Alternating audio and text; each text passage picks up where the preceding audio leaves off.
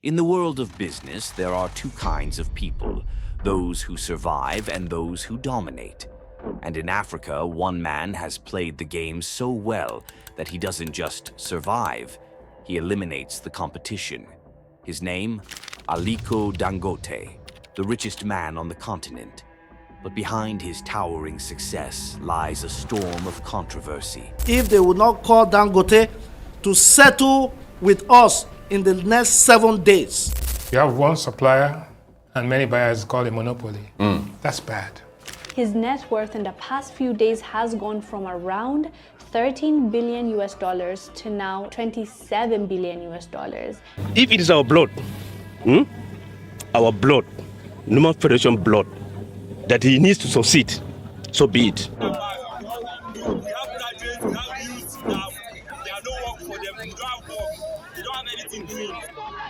Over 3,000.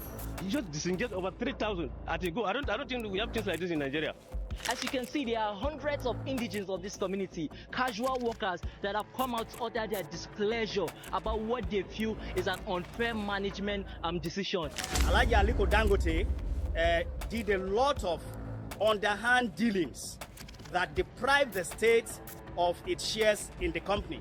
He has been accused of fueling corruption, driving inflation, shutting down businesses, and manipulating market forces to maintain his monopoly. So if you are saying that, yes, how can Dangote alone supply the market? Okay, are you saying that the 4 billion that NNPC spent now on the activation of their own refineries, Kaduna, Warri, and Port Harcourt, is that money down the drain? Are the refineries not going to work? Some say he's a visionary, a man who transformed Africa's economy. Others believe he's a ruthless businessman who crushes competition before it even stands a chance. From cement to sugar, salt to flour, his empire stretches across industries, leaving no room for rivals. Some say he's a visionary. Others believe he's a ruthless businessman who crushes competition before they can even stand a chance. His name alone strikes fear in the hearts of those who dare to enter his market. But here's the shocking truth. His success is no accident. Dangote has strategically built his empire by acquiring, outsmarting, and sometimes shutting down other companies. And if you think it's just good business, think again. This is a world where money meets politics, where deals are made behind closed doors, and where only the strongest survive. Welcome to Win Africa, as we unravel the story of Aliko Dangote, exploring the fine line between brilliance and ruthless ambition, and uncovering what his rise means for Africa and the world. So, how did he do it? What's the deadly secret behind his massive wealth? And why, despite all the criticism, does he remain untouchable? Let's uncover the truth.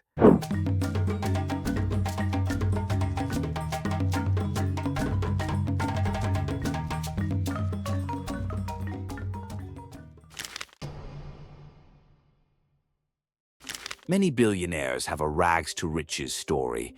Dangote does not. He was never poor. He was born into a wealthy family in Kano, Nigeria, in 1957. His grandfather, Sanusi Dantata, was one of the richest men in West Africa. While other kids were playing, Dangote was learning the art of business from a family that controlled major trade in Nigeria. By the time he was 21, he borrowed $500,000 from his uncle not to survive, but to expand. While others struggled to start, he had a head start.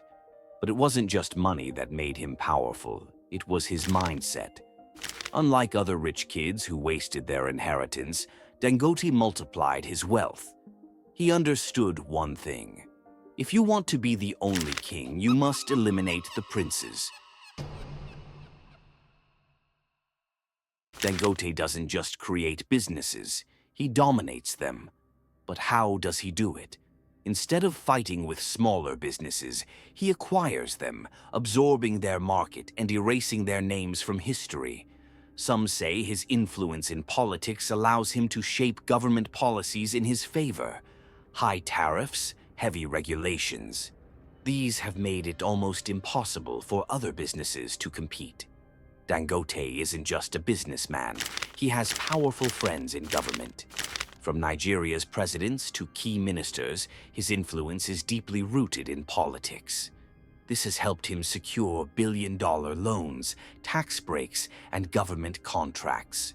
When you have the government on your side, failure is not an option. The result? Dangote Cement dominates over 60% of Africa's cement industry. His sugar, salt, and flour businesses hold the same kind of power. He doesn't just play the game, he owns the board. With great power comes great wealth. Aliko Dangote is worth over $13 billion, making him the richest man in Africa and one of the wealthiest in the world. But despite his fortune, he lives a surprisingly simple life. No private jets, no flashy lifestyle, no unnecessary extravagance. However, his biggest move yet is the Dangote Refinery, Africa's largest oil refinery, a project that could change the entire continent's energy landscape forever. The Dangote Refinery, a monopoly in the making. Located in Lagos, Nigeria, the $19 billion refinery is one of the most ambitious projects in Africa's history. It has the capacity to refine 650,000 barrels of oil per day, making Nigeria less dependent on foreign fuel imports. This refinery could control fuel prices in Africa's biggest economy and potentially push out competitors. For years, Nigeria has been exporting crude oil and importing refined fuel at a high cost. But with this refinery, Dangote might change that forever. He now stands at the center of Nigeria's energy industry, securing government support, incentives, and tax breaks. However, there's a dark side. Many local oil marketers fear that Dangote's dominance in fuel refining could destroy smaller players in the industry, just like he did in cement, sugar, and salt. Will this refinery make Africa more self-sufficient, or will it create a new kind of monopoly? Either way, Dangote wins.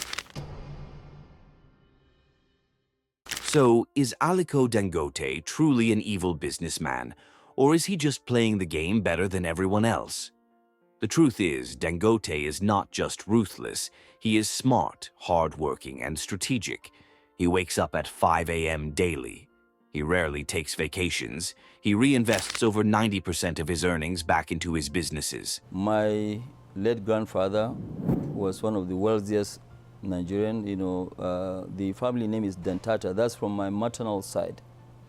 My father too, was fairly rich, but he was both, in business and also in politics. But David, one thing that I'm very, very proud of is that I did not inherit any money from my father. I built everything from scratch to where I am. Unlike corrupt billionaires who steal from their countries, Dangote builds industries. He creates jobs. His businesses employ over 30,000 people across Africa. His philanthropic efforts, from education to healthcare, have changed many lives.